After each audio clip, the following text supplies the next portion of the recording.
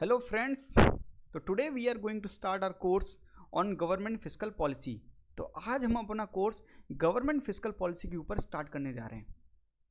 तो पहला चैप्टर आज शुरू करेंगे, introduction to the government budget and fiscal policy of the government. But before that, बहुत लोगों ने मुझसे एक सवाल पूछा कि आपने अपने चैनल का नाम होप क्यों रखाया, होप तुषांत यादव क्यों रखाया। देखिए दोस्त, हिंदू धर्म में क्या लिखा है कि धर्म देन कर्म देन मोक्ष देन अर्थ देन मोक्ष, कि पहले आप धर्म कर्म कीजिए, अपना एजुकेशन लीजिए, जॉब कीजिए, तब अर्थ कमाइए, पैसा कमाइए और अपनी इच्छाओं की पूर्ति कीजिए। और कभी अगर इच्छाओं से मन भर जाए आपका, तब मोक्ष की तरफ चले आना। इसलिए उन्होंने क्या लिखा, हिंदू धर्म ने रैशनैलिटी देखिए आप हिंदू धर्म की, कि उन्होंने क्या लिखा कि धर्म देन कर्म देन अर्थ देन मोक्ष। तो मैं बहुत ही मोटिवेट हुआ, इसलिए मैंने अपने चैनल का नाम रखा है होप। एच फॉर ह्यूमिलिटी, विनम्रता, humbleness. O for opportunity, humility रहेगी, देन अपॉर्चुनिटी, देन प्रॉस्पेरिटी। अगर प्रॉस्पेरिटी से आपका मन भर जाए, then enlightenment. That's why I have chose this name of my channel, hope. Hope. So I hope you subscribe to my channel Hope Tushant Yadav, and I've also given you Telegram link. मैंने Telegram link इसलिए दी है दोस्तों, क्योंकि जो भी इस course का material होगा वो मैं यहीं पे अपलोड करूँगा। PDF material, anything related to this course I will upload here. तो इस Telegram लिंक को ज्वाइन कर लीजिए आप। So let's start our first chapter on government fiscal policy, introduction to the government budget. तो दोस्तों, इस गवर्नमेंट बजट को समझने से पहले ये समझते हैं कि ये बजट क्या होता है। What is budget? तो ये बजट क्या होता है, वेरी सिंपल टर्म्स में समझते हैं कि बजट होता क्या है। लेट्स से आपने गोवा का प्लान बनाया, Goa is on but money is not on, पैसे नहीं है आपके पास। तो आप क्या करेंगे, आप एक कॉपी पेन लेंगे और उसमें लिखना शुरू करेंगे कि मैं मम्मी से कितने मुझे मिल जाएंगे, डैड से कितने मिल जाएंगे, फ्रेंड से कितने मिल जाएंगे और रिलेटिव से कितने मिल जाएंगे। तो आपने इस चीज़ को लिखा और एक नेक्स्ट हाफ पेज में क्या लिखेंगे आप, कि गोवा जाएंगे तो एक्सपेंडिचर कितना होगा। तो ट्रैवलिंग का आपने एस्टिमेट किया कि कितना होगा, लगभग आपने एस्टिमेट किया कि होटल के खर्चे कितने हो जाएंगे, आपने एस्टिमेट किया कि एडवेंचरस जो गेम्स खेलेंगे आप, फूड जो खाएंगे उसका कितना एक्सपेंडिचर हो जाएगा। तो बेसिकली आप क्या कर रहे हैं, गोवा का बजट बना रहे हैं। कैसे? एक तरफ आप अपने रेवेन्यू सोर्स लिख रहे हैं कि पैसे कहाँ से आएंगे, और दूसरी तरफ आप क्या डिक्लेयर कर रहे हैं कि एक्सपेंडिचर, खर्च कहाँ कहाँ पे होंगे। तो दोस्तों, यही बजट गवर्नमेंट बनाती है और उसको बोलते हैं हम गवर्नमेंट बजट। तो ये गवर्नमेंट बजट होता क्या है, इसके भी दो पार्ट होते हैं, रेवेन्यू एंड एक्सपेंडिचर। तो गवर्नमेंट एक जगह अपना क्या लिखती है, राजस्व, रेवेन्यू, कि पैसे गवर्नमेंट के पास कहाँ कहाँ से आएंगे, कि टैक्स से आ सकते हैं, नॉन टैक्स से आ सकते हैं, किसी PSU का डिसइन्वेस्टमेंट कर दिया वहाँ से पैसे आ सकते हैं, गवर्नमेंट ने किसी को लोन दिया है, उसने लोन वापस किया, इंटरेस्ट पेमेंट भी की, वहाँ से पैसे आ सकते हैं। तो आप कहाँ पे लिखेंगे, गवर्नमेंट कहाँ पे लिखेगा, रेवेन्यू पार्ट पे।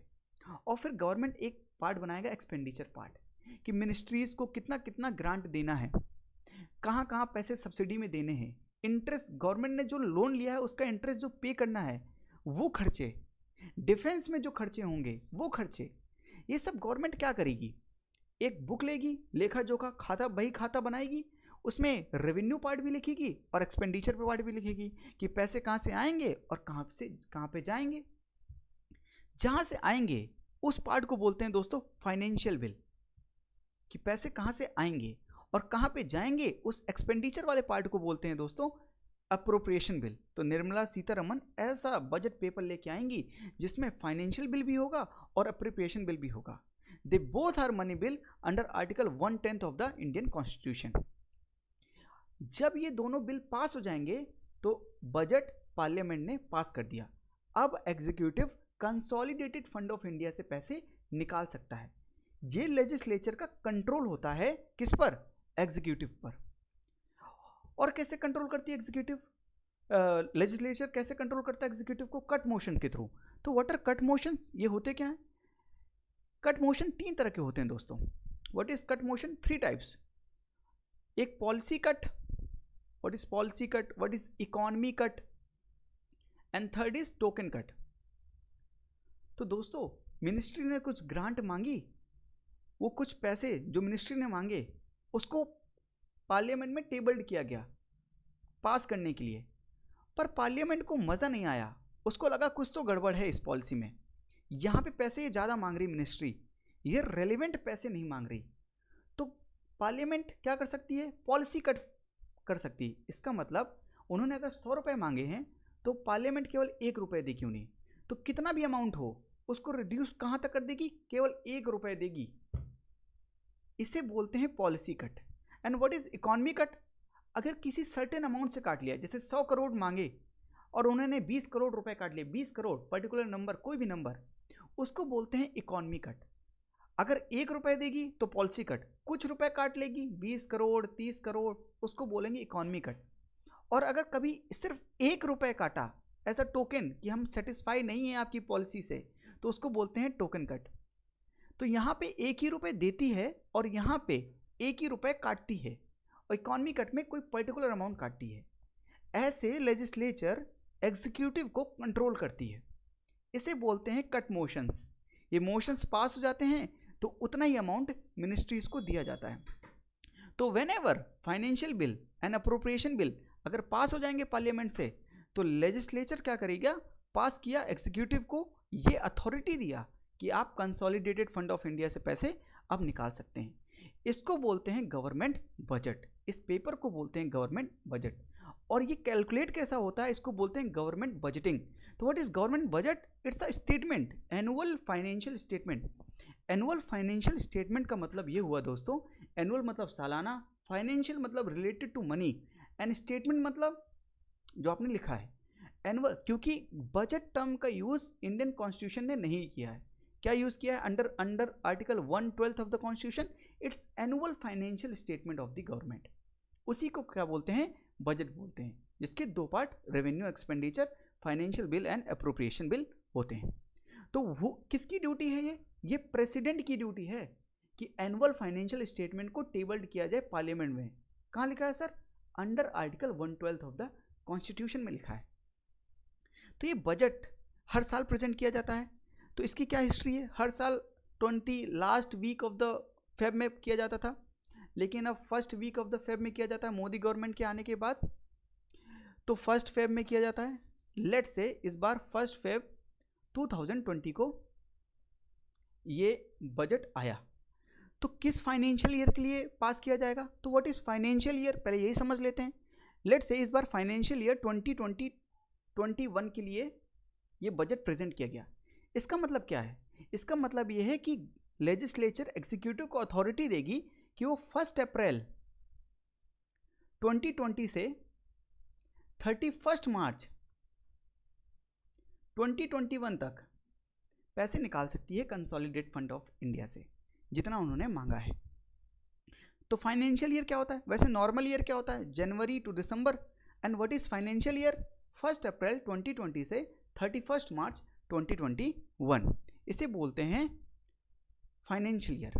तो अब देखिएगा दोस्तों, इसको समझिएगा कि हम जब बजट प्रेजेंट किया गया था, कब प्रेजेंट किया गया था, लेट्स से 1 फेब 2020 को, तो हम कौन से फाइनेंशियल ईयर में थे, फाइनेंशियल ईयर 2019-20, और हम बजट किस चीज़ का प्रेजेंट कर रहे हैं, अगले साल का, मींस फाइनेंशियल ईयर 2020-2021, करेक्ट।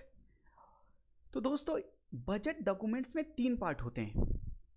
अगले साल का, क्योंकि इस साल में हम हैं, किस साल में हम हैं, 2019-2020 का, तो अगले साल का हम क्या करेंगे, एस्टिमेट करेंगे, बजट एस्टिमेट। बजट एस्टिमेट का मतलब कि कितना रेवेन्यू आएगा और कितना एक्सपेंडिचर हम करेंगे, एस्टिमेट करेंगे।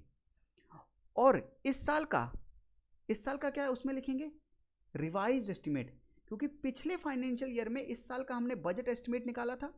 अब क्योंकि हम 1 फरवरी 2020 तक आ गए हैं, इसका मतलब कि अब हमारे पास हमें फरवरी तक का पता चल गया है।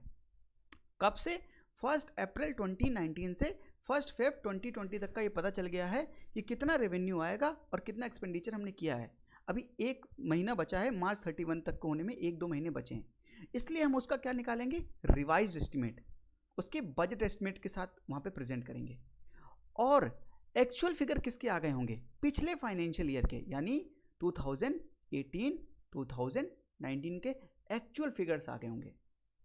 तो बजट डॉक्यूमेंट्स में 3 चीज होगी, यानी जब हम फाइनेंशियल ईयर 2020-21 का बजट प्रेजेंट करेंगे, यानी अगले फाइनेंशियल ईयर का बजट प्रेजेंट करेंगे, उसमें अगले फाइनेंशियल ईयर का बजट एस्टिमेट, इस फाइनेंशियल ईयर का revised estimate plus budget estimate, and पिछले फाइनेंशियल ईयर का एक्चुअल फिगर्स, 3 चीज़ों को लिखेंगे वहाँ पर। वो स्टेटमेंट हम गवर्नमेंट प्रेजेंट करेगी पार्लियामेंट में। इसको बोलते हैं एनुअल फाइनेंशियल स्टेटमेंट 2020-21। तो ये डॉक्यूमेंट 3 चीज़ें, budget estimate of next financial year, revised estimate of current financial year and actual figures of previous financial year, ये 3 चीज़ें इसमें होंगी। तो गवर्नमेंट बजट आपको समझ में आ गया। गवर्नमेंट बजट क्या है, revenue part, financial bill, expenditure part, appropriation bill. कौन प्रेजेंट करेगा, किसकी अनुमति से, किसकी ड्यूटी है, प्रेसिडेंट की ड्यूटी है कि एनुअल फाइनेंशियल स्टेटमेंट पार्लियामेंट में टेबल किया जाए। इस बजट में 3 चीज़ें होंगी, अगले फाइनेंशियल ईयर का बजट एस्टिमेट, इस फाइनेंशियल ईयर का रिवाइज एस्टिमेट एंड पिछले फाइनेंशियल ईयर का एक्चुअल फिगर्स। ये ब्रीफ इंट्रोडक्शन है बजट के बारे में। तो आई होप यहाँ तक आपको कोई समझने में दिक्कत नहीं हुई होगी। तो let's move to our next, fiscal policy, जिसके बारे में ये पूरा कोर्स है। वो तो मैंने आपको इंट्रोडक्शन दिया है बजट का, कि बजट होता क्या है, उसमें लेजिस्लेचर एग्जीक्यूटिव को कंट्रोल कैसे करती है और उसमें क्या क्या डॉक्यूमेंट्स में होते हैं, वो चीज़ें मैंने आपको बता दी। लेकिन अब समझते हैं कि ये फिस्कल पॉलिसी क्या होती है, क्योंकि ये कोर्स पूरा एंटायर इसी पे बेस्ड है। तो आज मैं आपको इससे इंट्रोड्यूस करवाता हूँ कि फिस्कल पॉलिसी होती क्या है। व्हाट इज पॉलिसी, ये पॉलिसी क्या होती है, it's a course of action, कि आप क्या क्या एक्शन लेंगे। तो आपके पास पैसा कहाँ से आएगा, कहाँ पे जाएगा, ठीक है, लेकिन आप कैसे कैसे उस पैसे को लाएंगे और कैसे कैसे उस पैसे को खर्च करेंगे, revenue part and expenditure part. तो अगर गवर्नमेंट के पास 3 चॉइस है कि जितना आ रहा है उससे ज़्यादा खर्च कर दे, दैट मीन्स कि रेवेन्यू कम एक्सपेंडिचर ज़्यादा, हाँ लोन ले लेगी गवर्नमेंट, ठीक है, गवर्नमेंट बॉन्ड इशू कर देगी। और क्या कर सकती है गवर्नमेंट एक्सपेंडिचर कम कर सकती है, रेवेन्यू ज़्यादा आ रहा है और एक्सपेंडिचर कम कर रही है, ऐसी पॉलिसी को भी फॉलो कर सकती है। यानी गवर्नमेंट 3 टाइप्स की पॉलिसी फॉलो कर सकती है, या तो गवर्नमेंट रेवेन्यू से ज़्यादा एक्सपेंडिचर कर सकती है, या बराबर, या तो कम। अब गवर्नमेंट जैसी पॉलिसी बनाएगी, उसी का इम्पैक्ट किस पे होगा, अपने मैक्रो इकोनॉमिक वेरिएबल्स पे, लाइक जीडीपी। जब गवर्नमेंट बहुत ढेर सारा एक्सपेंडिचर करेगी तो दोस्तों पब्लिक वर्क को प्रमोशन मिलेगा, मनरेगा, तो लोगों के पास पैसे होंगे यानी एम्प्लॉयमेंट होगा, पैसे होंगे तो वो डिमांड करेंगे, किसकी, गुड्स एंड सर्विसेज की। जब वो डिमांड करेंगे तो इकॉनमी में डिमांड बढ़ेगी और सप्लाई उतनी ही है, तो इन्फ्लेशन बढ़ेगा। तो गवर्नमेंट क्या कर रही है, इन्फ्लेशन को बढ़ाने के लिए, ताकि इकॉनमी को मूव कराने के लिए क्या कर रही है, एक्सपेंडिचर ज़्यादा कर रही है इकॉनमी में। और हर एक डेवलपिंग कंट्री की यही कहानी है, क्योंकि उसको ग्रोथ एंड डेवलपमेंट चाहिए, इसलिए अपनी इकॉनमी को बढ़ाने के लिए गवर्नमेंट को हैवली एक्सपेंडिचर करना पड़ता है। देखिए, fiscal policy is the use of government revenue, use policy, that means policy, use of government revenue collection and expenditure to influence a country's economy, especially the macroeconomic condition, including the aggregate demands of goods and services, employment, inflation and economic growth। तो economic growth को कैसे boost किया जाए, कौन सी policies government लेगी, expansionary लेगी कि contractionary लेगी, हम आगे पढ़ेंगे। आज मैं केवल आपको इंट्रोड्यूस करवा रहा हूँ। तो गवर्नमेंट पॉलिसी कैसी होगी, फिस्कल पॉलिसी मतलब कि गवर्नमेंट की राजकोषीय की नीति, ये तिजोरी से पैसे कैसे निकालेगी, क्या कोर्स ऑफ एक्शन लेगी, इसको बोलते हैं हम गवर्नमेंट की फिस्कल पॉलिसी। तो व्हाट इज फिस्कल पॉलिसी, कि गवर्नमेंट अपने गवर्नमेंट रेवेन्यू जो आ रहा है, रेवेन्यू कलेक्शन का कैसे यूज करेगी और किस प्रकार से एक्सपेंडिचर करेगी, इसको बोलेंगे गवर्नमेंट की फिस्कल पॉलिसी। तो so I hope you understand it well. So आज मैंने आपको बताया है कि गवर्नमेंट बजट क्या होता है, गवर्नमेंट की फिस्कल पॉलिसी क्या होती है। Means I have introduce you to the basic concepts of government budget and fiscal policy of the government. तो आज मैं आपको एक क्वेश्चन दे रहा हूँ यहाँ पे कि what do you understand by interim budget. Interim budget से आप क्या समझते हैं, इसको आपको लिखना है। And how it is different from the annual budget, ये एनुअल बजट से कैसे डिफरेंट है। तो इस पर 150 वर्ड्स को आंसर आप लिखिए और मेरे टेलीग्राम चैनल पे, जो कि मैंने डिस्क्रिप्शन बॉक्स में लिखा है, उस पर आप जाके पोस्ट कर दीजिए और मैं आपको एवेलुएट करके उसका पूरा समरी बताऊंगा कि आपने कैसा लिखा है। So I hope you like this video, so subscribe and thank you. जय हिंद।